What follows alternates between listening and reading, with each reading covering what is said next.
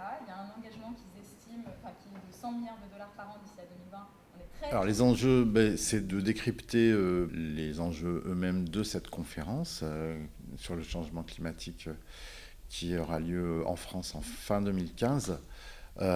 Et pour laquelle il y a un enjeu onusien d'aboutir à un accord international que nous considérons nécessairement juste et contraignant, c'est les deux mots qu'on utilise, avec beaucoup de doutes sur le fait qu'on y parvienne, parce qu'il y a beaucoup d'éléments de blocage qui préexistent à cet accord. D'abord, le processus lui-même autour de cette convention climat depuis Kyoto, qui a eu beaucoup de bas et très peu de hauts, et puis ensuite des forces aux volontés et en tout cas aux intérêts très différentes entre les États qui font que le consensus auquel on pourrait parvenir ne sera pas forcément suffisant pour répondre aux enjeux du changement climatique. Il y a déjà une coalition qui est en cours de création au niveau des associations de la société civile française pour essayer de faire converger les mobilisations autour de la COP. Et là, on établit les contours de cette coalition. Qu'est-ce qui fait qu'à plusieurs, on aura un effet levier. On veut montrer que la société est concernée par ces questions-là, que les gens sont en capacité d'agir et d'exiger des décideurs, des cadres et des politiques pour lutter contre le changement climatique.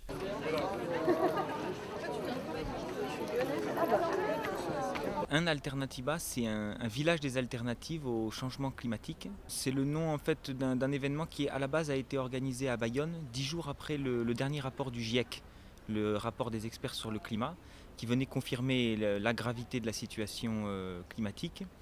Et notre souci, nous à Bayonne, qui sommes des militants climat, c'était l'effet qu'allait provoquer un tel rapport. Parce qu'on a l'impression que plus on dit que la situation est grave, et plus on renforce un sentiment de sidération et qui est probablement dû au fait qu'on se sent très impuissant par rapport à un phénomène aussi abstrait et aussi grand à l'échelle planétaire.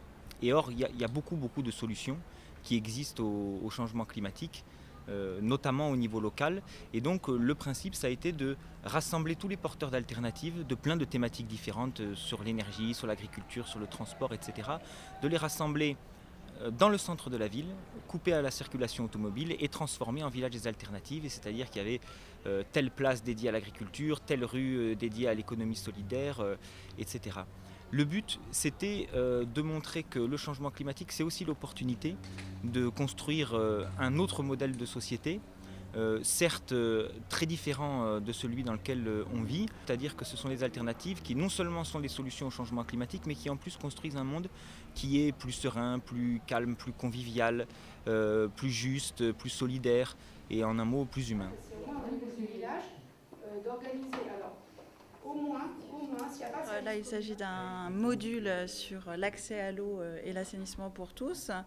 Il y avait donc plusieurs enjeux derrière ça, en lien aussi avec la thématique de la transition. Deux aspects qui nous a semblé importants, c'est qu'on est dans des contextes, dans les pays d'intervention de la coopération décentralisée et non gouvernementale française de décentralisation. Les communes sont des jeunes communes à qui revient la gestion du service d'eau potable. Deuxième enjeu, une nécessaire évolution des pratiques des associations et parfois aussi des collectivités pour justement intégrer ce service de l'eau et non plus agir indépendamment des stratégies locales de développement, des acteurs locaux qui ont en charge justement la gestion du secteur.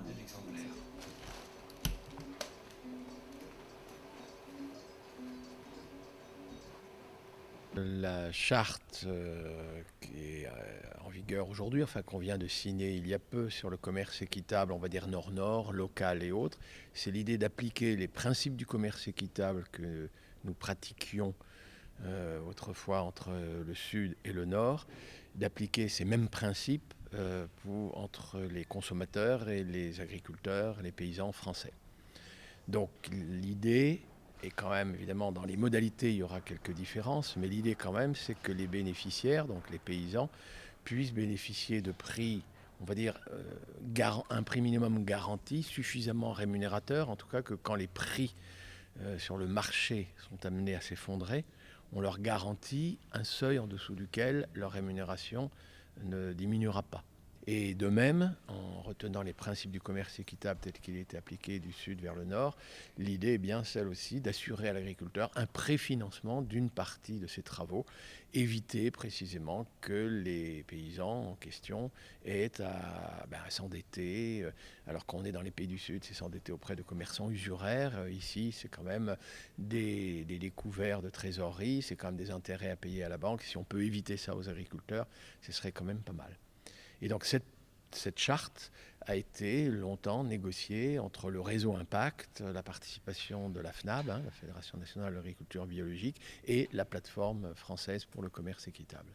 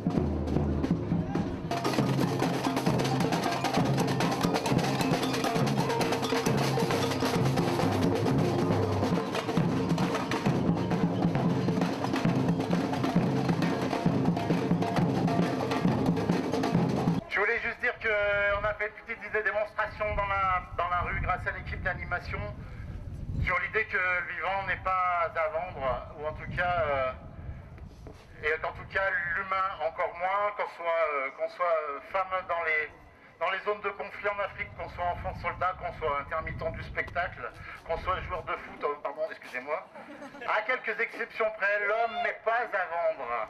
Et ça fait partie des revendications qu'on a et qu'on nous dit peut-être que ça va pas être possible. Et que nous on dit, oui, défiler en Bretagne sans pluie pendant un match de Coupe du Monde France-Allemagne, c'est possible.